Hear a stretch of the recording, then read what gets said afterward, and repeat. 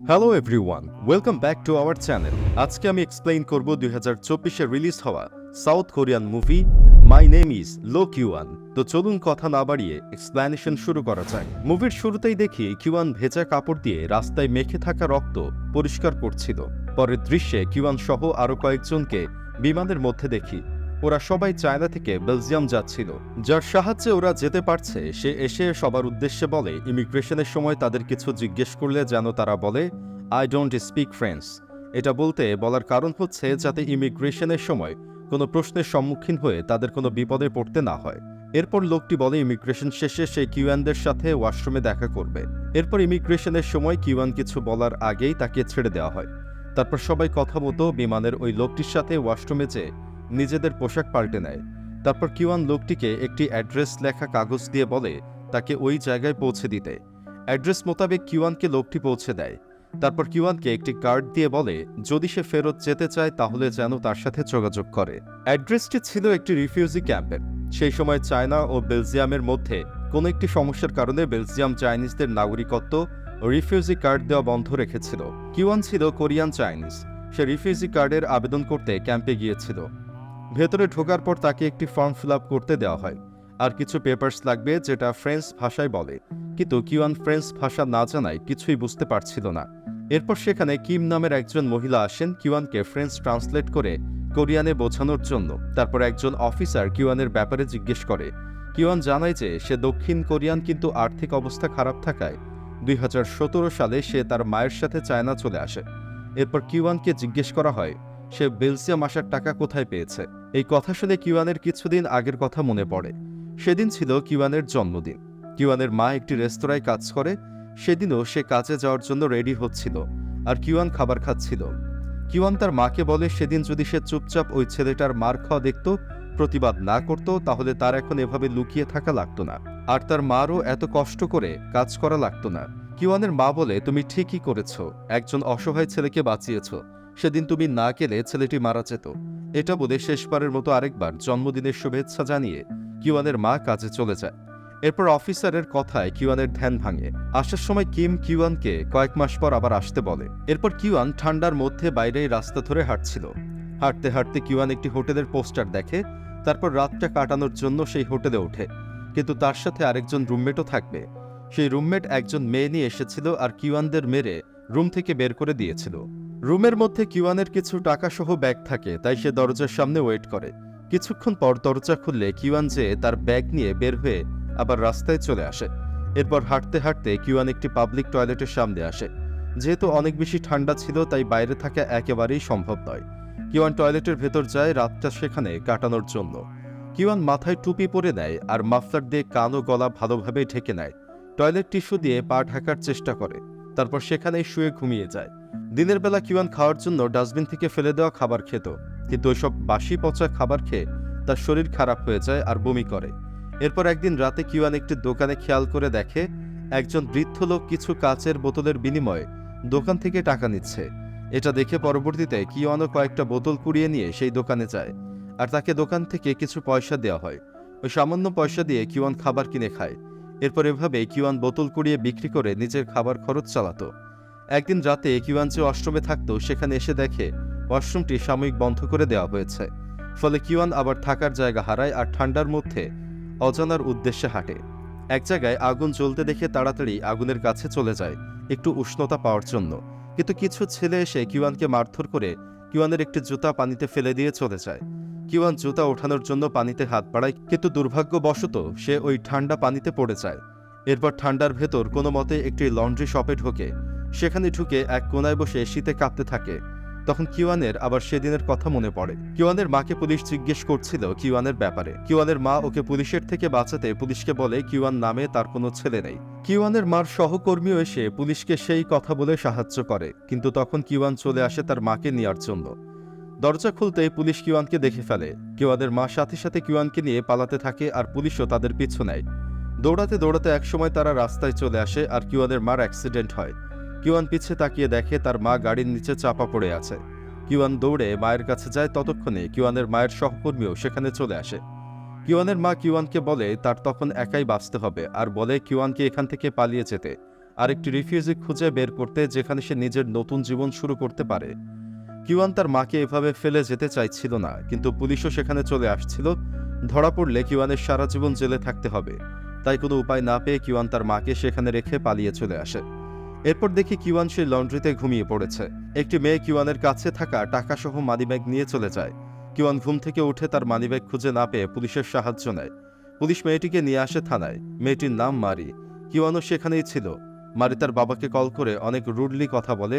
সে তার বাবাকে বলে কিছু টাকা পাঠিয়ে দিতে আর তাকে না আসতে। এরপর কিওয়ান মারির কাছে যেয়ে নম্রভাবে তাকে বলে ওয়ালেট ফিরিয়ে দিতে, কিন্তু মারি বলে তার কাছে কোনো ওয়ালেট নেই।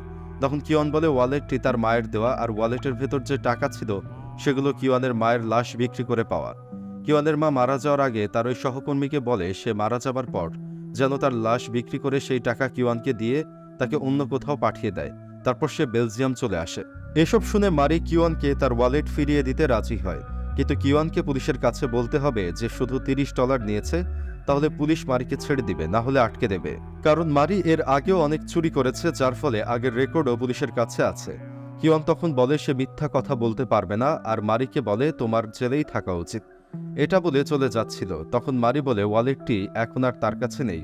সে যদি ওয়ালেটটি নিতে চায় তাহলে যেন পুলিশকে এগুলোই বলে। কোনো উপায় না দেখে কিওয়ান পুলিশকে তাই বলে যা মেয়েটি শিখিয়ে দিয়েছিল। তারপর দুজন বের হয়ে আসে পুলিশ স্টেশন থেকে। কিওয়ান মারিকে বলে ওয়ালেটটি তারা এখনই নিয়ে আসতে যাবে, কিন্তু মারি বলে এখন যাবে না, তারা কিওয়ানকে ওয়েট করতে হবে। কিওয়ান বলে সে এখনই যেতে চায়। কথা বলতে বলতে সেখানে মারির বাবা চলে আসে। মারি তার বাবাকে দেখে পিছনে ফিরে চলে যাচ্ছিল। মারির বাবা কিওয়ানকে দেখে কিছু টাকা দিতে চায়। তখন মারি এসে টাকা কেড়ে নিয়ে তার বাবাকে ফেরত দেয় আর বলে ভালো মানুষ সাজার কোনো দরকার নেই। এটা বলে কিওয়ানকে নিয়ে সেখান থেকে চলে আসে।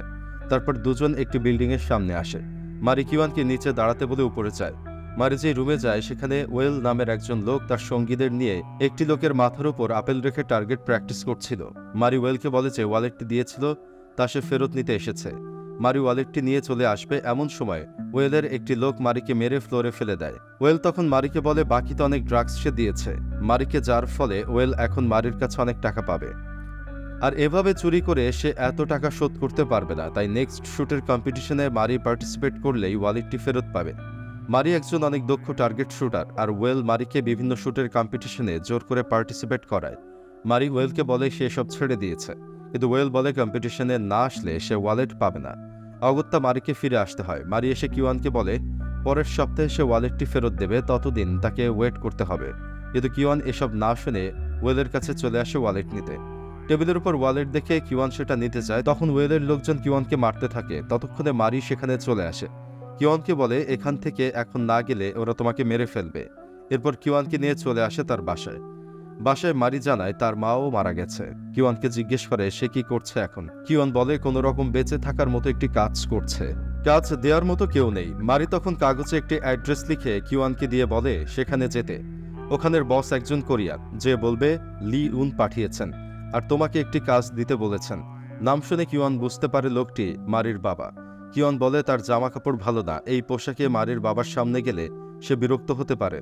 তখন মারি খুঁজে খুঁজে তার বাবার একটি পোশাক কিওয়ানকে দেয়। কিওয়ান সেটা পরে বের হয় মারির দেওয়া অ্যাড্রেসের উদ্দেশ্যে। কিওয়ান একজন ম্যানেজারের সাথে দেখা করে। সেই ম্যানেজার কিওয়ানকে নিয়ে একটি ফ্যাক্টরির উদ্দেশ্যে যাচ্ছিল। গাড়ির মধ্যে লোকটি কিওয়ানকে বলে সে কোরিয়ান হলেও যেহেতু তার পাসপোর্ট চায়নায়, তাই তাকে নিজের পরিচয় লুকাতে হবে, কারণ এখানে চাইনিজদের ভালো চোখে দেখা হয় না। ম্যানেজার কিওয়ানকে একটি মাংসের ফ্যাক্টরিতে নিয়ে যায়। সেখানে কিওয়ানের সাথে জু নামের একজন কোরিয়ান চাইনিজ মহিলার পরিচয় করিয়ে দেয়। ম্যানেজার জুকে বলে কিওয়ানের খেয়াল রাখতে। কাজ করতে করতে কিওয়ানকে সেখানের কিছু কর্মচারী ফ্রিজারের মধ্যে আটকে দেয়। এতে কিওয়ান অনেক ভয় পেয়ে চিল্লাতে থাকে। তখন সেখানে জু এসে দরজা খুলে দেয় আর ভেতর থেকে কিভাবে দরজা খুলতে হয় তা দেখিয়ে দেয়। সন্ধ্যায় ছুটির সময় সবার ব্যাগ চেক করা হয়, কারণ অনেকেই মাংস চুরি করে নিয়ে যায়। বাসের মধ্যে কিওয়ান খেয়াল করে জু তার কাপড়ের মধ্য থেকে মাংস বের করে ব্যাগে রাখছে, কিন্তু কিওয়ান এটা দেখে কিছু বলে না। এরপর ফ্যাক্টরির হোস্টেলে আসার পর জু কিওয়ানকে নিজের রুমে নিয়ে আসে ডিনার করার জন্য। কিওয়ান জুকে বলে জব করা সত্ত্বেও সে কেন মাংস চুরি করে আনে। জু জানায় হোস্টেল ভাড়া আর আসা যাওয়ার ভাড়াতেই সব টাকা শেষ হয়ে যায়, তাহলে সে চুরি কেন করবে না। কিওয়ান এটা শুনে আর কিছু বলে না। এরপর একটি ছবি দেখতে পায় কিওয়ান, সেখানে জুয়ের ছেলে ও মেয়ে ছিল। জু জানায় তার মেয়ের ব্রেন সার্জারি করা হয়েছে কয়েকবার। এসব বলতে বলতে জু ইমোশনাল হয়ে যায়।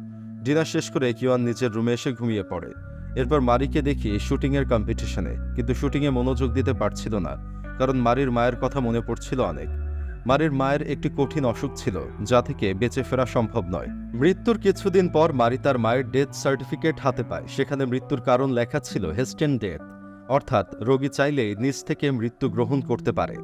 মারির বাবা এই ব্যাপারটা মারির থেকে লুকিয়েছিল, যার কারণে মারি তার বাবাকে ভুল বুঝেছিল। এরপর থেকে মারি তার বাবাকে অপছন্দ করে। এসব কথা ভেবেই মারি শুটে কনসেন্ট্রেট করতে পারছিল না, তাই 5 মিনিটের ব্রেক নিয়ে ওয়াশরুমে যায়। ওয়েল সেখানে মারির কাছে যে মারিকে ড্রাগস দেয় ফোকাস ঠিক রাখার জন্য, যেটা নিয়ে মারি শুট করতে যায়। এরপর কম্পিটিশনে জিতে যায়। মারির এমন দক্ষতা দেখে ওয়েলসের বস মারিকে অনেক পছন্দ করে। ওয়েল মারিকে বলে তার বস চায় মারি নিয়মিত কম্পিটিশনে অংশ নিক, কিন্তু মারি এ কথার কোনো জবাব না দিয়ে ওয়েলের থেকে ওয়ালেট নিয়ে চলে যায়। মারি ওয়ালেট নিয়ে কিওয়ানের হোস্টেলের সামনে অপেক্ষা করছিল, তখন কিওয়ানদের বাস চলে আসে। মারি ওয়ালেটটি দিয়ে চলে যাচ্ছিল, তখন কিওয়ান দৌড়ে এসে মারিকে ডিনার অফার করে। রান্নার জন্য কিওয়ানের কাছে চুলা ছিল না, তাই সে জুয়ের থেকে চুলা ধার নিতে চায়। জু চুলার সাথে কিছু মাংস দিয়ে দেয়। এরপর কিওয়ান দেখে তার কাছে লেটুস নেই, তাই আবার জুয়ের কাছে যায় লেটুস নিতে। রান্না শেষ হয়ে আসছিল এমন সময় দরজায় জু এসে নক করে। কিওয়ান দরজা খুললে জু তাকে চপস্টিক্স আর বাটি দিয়ে যায়, কারণ জু জানতো একটু পরে কিওয়ান আবার যাবে এগুলো আনতে। খাওয়ার সময় মারি জিজ্ঞেস করে এত সবজি কেনার টাকা সে কোথায় পেয়েছে। কিওয়ান বলে চিন্তা করো না, এগুলো ডাস্টবিনের না, সকালে বাজারে অসহায়দের ফ্রিতে সবজি দেওয়া হয়, সেখান থেকেই নিয়েছ। খাওয়া শেষে মারি চলে যাচ্ছিল এমন সময় একটি লোক যে কিনা প্রতিদিন রাতে সবাইকে চা খায়, সে আসে চা দিতে। কিওয়ান তখন মারিকে বের হতে নিষেধ করে, কারণ লোকটি মারিকে দেখলে প্রবলেম হবে। লোকটি কিওয়ানদের দরজায় এসে অনেক জোরে নক করে চেঁচামেচি করে। জু বের হয়ে এসে লোকটিকে বলে কিওয়ান রেস্ট নিচ্ছে, তাকে বেশি না ডাকতে। তারপর লোকটি চলে যায়। কিওয়ানের রিফিউজি ক্যাম্পে যাওয়ার সময় চলে আসে। কিওয়ান তার মায়ের সাথে ওঠা একটি ছবি দেখায়, যেখানে কিওয়ান অনেক ছোট ছিল আর তারা নর্থ কোরিয়ায় ছিল। অফিসার ছবিটা এভিডেন্স হিসেবে রেখে দেয়। তারা বলে কিওয়ানের বলা হসপিটালে ফোন করা হয়েছিল, তারা কিওয়ানের মায়ের লাশ কেনার ব্যাপারে অস্বীকার করেছে। কিওয়ান বলে পুলিশ কেসের ভয়ে তারা এমনটা করেছে। অফিসার জানায় সবকিছু রিসার্চ করে যদি জানা যায় কিওয়ান চাইনিজ, তাহলে তাকে চায়না পাঠিয়ে দেওয়া হবে। এখন কিওয়ানের একমাত্র উপায় হচ্ছে কোনো কোরিয়ানকে কিওয়ানের ব্যাপারে সাক্ষী দেওয়ানো। কিওয়ান তার কাজে চলে আসে। কিওয়ান জুকে বলে তার এখানে থাকার রিফিউজি কার্ড পেতে কোরিয়ান প্রমাণ করতে হবে, আর এর জন্য একজন কোরিয়ানের সাহায্য লাগবে। জুন বলে সে কিওয়ানকে সাহায্য করবে। কিওয়ানদের পক্ষে সে কোর্টে সাক্ষী দেবে। এটা শুনে কিওয়ান বেশ খুশি হয় আর জুকে ধন্যবাদ জানায়। রাতে কিওয়ান বাজার থেকে মাছ কিনে ফিরছিল। রাস্তায় একটি লোকের সাথে ধাক্কা লাগে, ফলে লোকটির হাতে থাকা বিয়ারের বোতল পড়ে ভেঙে যায়। তখন লোকটি তার সাথে বন্ধুদের দিয়ে কিওয়ানকে মারতে থাকে। রাস্তার লোকজন সেই দৃশ্য ভিডিও করে সোশ্যাল মিডিয়াতে ছড়িয়ে দেয়। মারি নিউজে দেখে কিওয়ানকে ওই মারামারির জন্য পুলিশ ধরে নিয়ে গেছে। তখন মারি তার বাবাকে নিয়ে থানায় যেয়ে কিওয়ানকে ছাড়িয়ে আনে। মারির বাবা কিওয়ানকে একজন উকিলের কার্ড দিয়ে বলে রিফিউজি কার্ডের জন্য একজন উকিলের প্রয়োজন, তুমি এর সাথে যোগাযোগ করো। সে কিওয়ানকে আরও বলে মারির থেকে দূরে থাকতে, কারণ মারি একটু অন্যরকম, তার একজন স্ট্রং মেন্টালিটির মানুষ লাগবে যে মারির টেক কেয়ার করতে পারবে। কিওয়ান নিজেই এত সমস্যা আছে, তাই তার উচিত মারির থেকে দূরে থাকা। এটা বলে মারির বাবা সেখান থেকে চলে যায়। এরপর কোর্টে প্রমাণ দেওয়ার দিন চলে আসে। কিওয়ান যায় তার উকিলের সাথে। জু ও তাদের ফ্যাক্টরির ম্যানেজারও আসে কিওয়ানের হয়ে সাক্ষী দিতে। কিন্তু যখন ম্যানেজারকে ডাকা হয়, ম্যানেজার বলে কিওয়ান একজন চাইনিজ আর কোরিয়ার সাথে তার কোনো সম্পর্ক নেই। এটা শুনে কিওয়ান অবাক হয়ে যায় আর দাঁড়িয়ে বলে সে মিথ্যা বলছে। কিন্তু কিওয়ানের কথা না শুনেই তাকে বসিয়ে দেওয়া হয়। এরপর জু এসেও কিওয়ানের বিরুদ্ধে সাক্ষী দেয়। এসব দেখে কিওয়ান অনেক কষ্ট পায়। সে বুঝতে পারে না তারা কেন কিওয়ানের সাথে এমনটা করলো। ফ্যাক্টরিতে চেয়ে কিওয়ান জুনকে জিজ্ঞেস করে সে কেন মিথ্যা কথা বলেছে, কিন্তু জু কোনো কথা বলছিল না। কিওয়ান রেগে চেয়ে জুনের হাত থেকে নাইফ কেড়ে নেয়, ফলে কিওয়ানের হাত কেটে রক্ত পড়া শুরু হয়। কিওয়ানের সেদিকে খেয়াল নেই। সে জুকে জিজ্ঞেস করছে জু কেন এমনটা করলো। জু কিওয়ানের হাত দেখে কান্না করে ফেলে, কিন্তু মুখে কিছুই বলে না। তাই কিওয়ান সেখান থেকে চলে আসে একেবারে। কিওয়ান জামা কাপড় নিয়ে মারির বাসায় চলে আসে। দরজায় নক করতেই মারি দরজা খুলে জিজ্ঞেস করে কি চাই। কিওয়ান খেয়াল করে মারির ঘরের মধ্যে কেউ একজন আছে। মারি কিওয়ানকে বলে যে কোনো সময় না বলে এভাবে চলে আসবে না। এটা বলে কিওয়ানের মুখের উপর দরজা লাগিয়ে দেয়। এরপর কিওয়ান আবার রাস্তায় হাঁটা শুরু করে। মারির রুমে তখন ওয়েল এসেছিল। ওয়েল মারিকে নেক্সট কম্পিটিশনের জন্য রেডি হতে বলে। ওয়েল সাথে ড্রাগসও এনেছিল। মারি বলে সে সব ছেড়ে দিতে চায়, তাই সে নেক্সট কম্পিটিশনেও যাবে না। তখন ওয়েল রেগে যেয়ে মারিকে বলে সে চাইলেও এসব থেকে বের হতে পারবে না। এমন হুমকি দিয়ে ওয়েল চলে যায়। ওয়েল যাওয়ার পর মারি বেরিয়ে পড়ে কিওয়ানকে খুঁজতে। কিওয়ানের হোস্টেলে যেয়ে দেখে কিওয়ান সব জিনিস নিয়ে চলে গেছে। এটা দেখে মারি কান্না করে। অন্যদিকে কিওয়ান একটি রেস্টুরেন্টে ডিশ ওয়াশের জব নেয় আর থাকে সেই ওয়াশরুমে যেখানে সে প্রথমে থাকতো।